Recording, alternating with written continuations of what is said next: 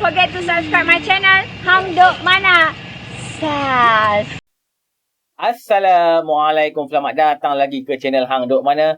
Mari kita dengar respon Datuk Kamal Amir terhadap Anwar Ibrahim dakwa anak beranak Mahathir dapat kontrak 214 juta. Kita baca sedikit Malaysia Kini. Anwar Ibrahim membangkitkan isu pemberian kontrak gentian optik 214.2 juta yang diberikan kepada syarikat yang dikaitkan dengan bekas Perdana Menteri dan Menteri Kewangan Dr. Mahathir dalam pembelian terhadap sama fitnah terhadapnya. Dalam kenyataan pembelaan yang difailkan di Mahkamah Tinggi Shah Alam melalui e-filing malam tadi, pengurusi PH itu bergantung kepada pembelaan Justice yang sedia ada membuktikan dakwan di mahkamah dengan menyebut antara lain pemberian kontrak kepada Opcom Kabel Sembran. Okey, kita dengar respon Datuk Kamal Amir, dia akan kita komen macam biasa. Kita pernah dengar jelas bagaimana Datuk Seri Anwar Ibrahim sudah pun menjawab cabaran daripada Tun Dr. Mahathir yang mengambil tindakan mahkamah terhadapnya, dan Datuk Seri Anwar Ibrahim sudah pun membuka secara dia sudah pun terbuka satu, belum ada lagi saudara. Datuk Anwar Ibrahim dah mula buka mulut saudara. Apabila dia mendedahkan bagaimana pembolotan kontrak kerajaan oleh anak menantu Dr. Mahathir. Sebab itu saya kata jangan cabar. Dulu saya dah cakap saudara, Anwar Ibrahim ni diumpamakan seperti seekor harimau ganas yang selama ini terperangkap di belakang jeriji besi. Hari ini dia sudah pun keluar. Apabila anda mencabar, tunggulah nasib anda. Ini keadaannya sebab dia dalam jawapannya, ini baru satu saja. Bila Datuk Seri Anwar Ibrahim mendedahkan pernyataan dalam pembelaannya terhadap saman Dr. Mahathir, Datuk Seri Anwar Ibrahim menyatakan macam mana kontrak gantian optik bernilai 214.2 juta ringgit telah diberikan kepada Opcom Cables, di mana pengarah syarikat itu adalah anak menantunya. Itu baru satu saja. Jangan lupa saudara, waktu Datuk Seri Anwar Ibrahim menjadi Menteri Kewangan, ada isu yang kadang dibangkitkan bagaimana wang Petronas mau digunakan untuk menyelamat syarikat-syarikat yang ada kroni Dr. Mahathir, termasuklah syarikat perkapalan. Saudara, ini belum lagi didedahkan oleh Seri Anwar Ibrahim. Jadi, kita percaya saudara, pendedahan itu adalah melupakan satu. Banyak lagi yang akan didedahkan. Sebab itu saya katakan pada Dr. Mahathir, yang sudah itu sudahlah. Cabar-mencabar tak jadi, tak akan selesai. Memanglah kita tahu beliau tidak begitu senang kehadiran Datuk Seri Anwar Ibrahim sebagai Perdana Menteri Malaysia dari dulu lagi, saudara. Dan sekarang ini dia akan berusaha mencari teman-teman, kerana dia tahu bahawa Datuk Seri Anwar Ibrahim bukan cakap-cakap. Dia akan laksanakan bagaimana untuk memerangi KKN, kronisme, nepotisme dan korupsi. Ini adalah agenda Datuk Seri Anwar Ibrahim. Sebab itu dia kata, kalau orang nak kata, dia katalah apa pun. Beliau mahu membersihkan dulu. Soalnya, sedar optik kabel sepatutnya diberi pada TM, Sahasan. Ini satu saja. Belum lagi ada lagi. Saya cakap sekarang, saya melihat benda begitu. Allah, saya kata. Dah, terdedah dah. Banyak sepengetahuan saya, waktu Datuk Seri Anwar Ibrahim, lepas dia dibebaskan daripada penjara, kes pertama dulu saudara, zaman Tun Abdullah je Perdana Menteri, saya pernah bertandang ke rumah beliau di Siti Murni. Saya pergi berbual dengan beliau. Saya kata, macam mana Datuk Seri sekarang? Okey, dia cuma badan sakit lah. Dia kata, biasalah. So, macam mana lagi politik? Tunggulah Mal. Tunggu, dia kata. Tak apalah, orang nak kata apa pun kata. Dia dengan agendanya. Dan saya yakin Datuk Seri Anwar Ibrahim, dia tidak kaling-kaling dalam isu ini.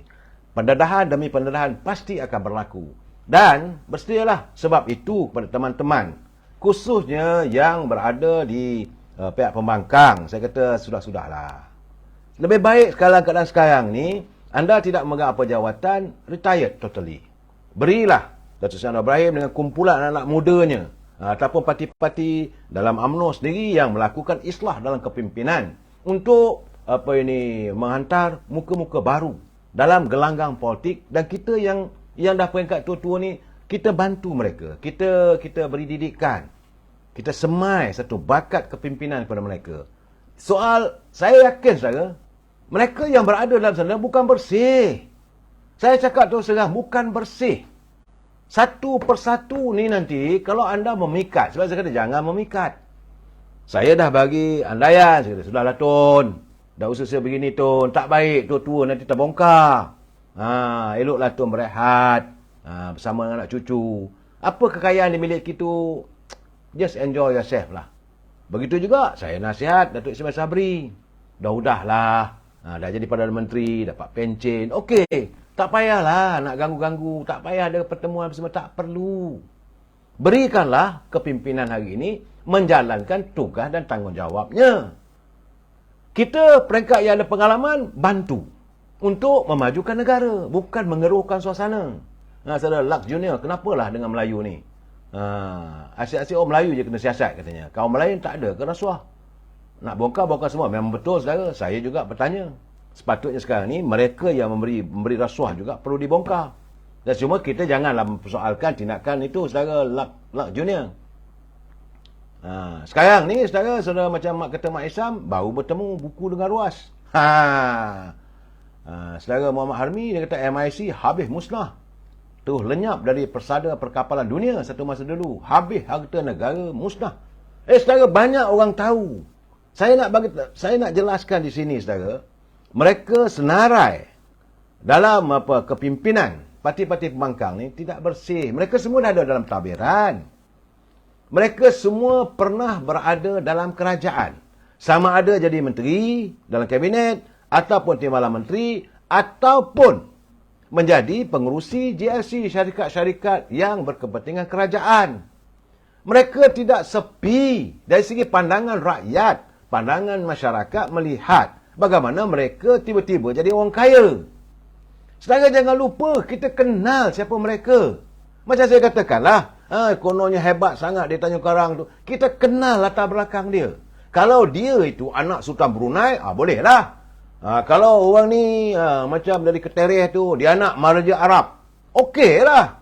Ini kita tahu latar belakang. Dan dia pun mengakui dalam ucapan-ucapannya, saya anak orang kampung, anak orang biasa-biasa. Tapi kekayaan dimiliki menimbulkan 1001 persoalan. Jadi tak payahlah nak cari gaduh. Tak perlu memikat. Jangan memikat. Saya katakan, bersama dengan Datuk Seri Anwar Ibrahim, eloklah jangan dipikat.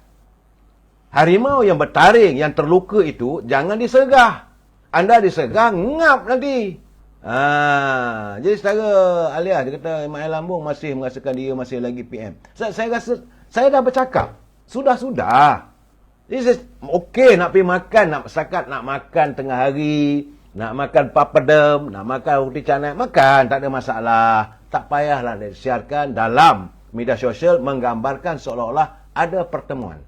Di saat-saat orang bercakap, kemungkinan berlakunya ahli-ahli parlimen selama 10 orang. Dia tak banyak mana pun. Jadi pada mereka ini, saya nak jelaskan. Kalau 10 orang, walaupun mereka daripada UMNO, Barisan Nasional sekalipun, kalau mereka tarik diri, tidak menggugat kerajaan Pakatan Harapan, kerajaan perpaduan, pimpinan Datuk Seri Anwar Ibrahim. Sebab beliau mempunyai 148 kursi. Kalaupun mereka tarik diri dan dipecat, hilang kelayakan sebagai ahli parlimen, mereka terpaksa menjalani pilihan raya. Apakah mereka boleh menang dalam pilihan raya akan datang? Fikir baik-baik. Jadi kenapa perlu dikocakkan? Kenapa harusnya ketenteraman, kestabilan politik negara diganggu-gugat? Ini yang saya katakan, tindakan itu melakukan sabotaj pada ekonomi negara. Sebab itu saya lihat pasaran saham masih lagi berwenang-wenang. Sekap naik, sekap turun, naik turun. Begitu juga ringgit Malaysia masih lagi dalam keadaan yang terkapar-kapar. Kenapa? Kerana pelabur-pelabur masih lagi dalam keadaan standby. Disebabkan adanya cerita-ceritit. Kononnya banyak orang ni nakkan. Sebab kalau takkanlah ahli parlimen atau wakil rakyat, malah pemimpin daripada beberapa parti politik yang menghubungi saya bertanya, sejauh mana benarnya 10 orang? Saya kata, YB apa risau sangat kalau 10 orang tu? Dia kata, ada ke? Tahu ke? Saya dengar cerita ada, tapi tidak ada bukti nyata. Memang ada orang-orang tertentu di belakang mereka. Orang-orang ini juga pun sedang dalam radar siasatan SPRM. Jadi sekarang ini keadaan mereka, suka tak suka, either I die or I'll do something. Sama ada aku mati ataupun aku fight. Sebab kes sudah mau terbuka. Ini keadaan saya. Saudara Nasrul Ismail, saya tak nampak. Kalau tukar Perdana Menteri ekonomi stabil, jangan mimpi saudara. Lebih teruk lagi negara sekarang ni saudara. Sebab Datuk Seri Anwar Ibrahim sedang melakukan islah dalam kepimpinan untuk menyelesaikan masalah korupsi. Ini serius saudara. Saudara Osama, ini serius sekarang. Ini cerita benar. Sebab kepimpinan hari ini sedang memerangi isu korupsi. Jadi saya merasakan kalaulah mereka mau melihat negara kita ini maju demi lestari rakyat, tak payahlah dikocakkan suasana politik hari ini, saudara. Biarkan pimpinan hari ini mentadbir. Nak lawan, saya dah kata, tunggu 4 tahun setengah nanti, lawan. Nak ada pilihan raya negeri, jalan. Tak ada masalah. Tapi tak perlulah diwawarkan konon-kononnya dalam musim pilihan raya negeri nanti, ada wakil-wakil rakyat yang akan meletak jawatan untuk diadakan pilihan raya serentak untuk pilihan kursi parlimen. Kalau ini berlaku, saya tidak menggambarkan bahawa Datuk Seri Anwar Ibrahim akan jatuh. Beliau mendapat dukungan yang kukuh daripada pimpinan ahli-ahli parlimen dari Sarawak, saudara. Saya dah bercakap, seandainya wakil ahli-ahli parlimen dari Sarawak cuba nak buat onar, mereka akan dihamun oleh rakyat Sarawak. Kerana inilah kali pertama dalam sejarahnya kerajaan pimpinan Datuk Seri Anwar Ibrahim hari ini terdapatnya seorang ahli parlimen dari Sarawak mendapat jawatan timbalan Perdana Menteri. Selama ni tak ada. Takkanlah orang Sarawak nak lihat wakil rakyat mereka mengkhianati. Apakah benda ini akan jaminan masa depan datang dari Sarawak boleh jadi Perdana Menteri atau timbalan Perdana Menteri lagi? Saya rasa tidak, saudara. Ini masalah yang akan berlaku. Saya rasa sebab itu saya tidak yakin ahli-ahli parlimen di Sarawak akan sanggup melakukan tindakan yang sembrono begitu. Dan bagi mereka, sekali lagi saya ingatkan, yang sudah tu sudah lebih baiklah duduk cari pergi ke rumah Datuk Anwar Ibrahim, kita selesaikan keadaan. Lestari untuk kepimpinan masa depan ni, dalam tempoh 4 tahun ni kita ceasefire. Datuk Seri, jalankanlah kerja you. Saya rasa tak ada masalah. Saudara Gani Hussein kata yang nak tukar Perdana Menteri itu pentaksub pembangkang, itu keadaannya. Saya tahu, saudara, mereka pentaksub.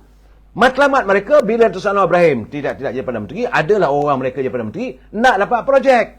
Hari ini saya terus terang saya cakap, saudara, ada kawan-kawan saya menghubungi saya. Dia kata, you baik dengan Presiden UMNO, baik dengan Perdana Menteri, boleh tak tolong? Saya kata benda tak ada dah. Tidak ada lagi zaman Datuk Seri Anwar Ibrahim, surat-surat, tanda tangan, lulus, tak ada. Tidak ada romimah politik.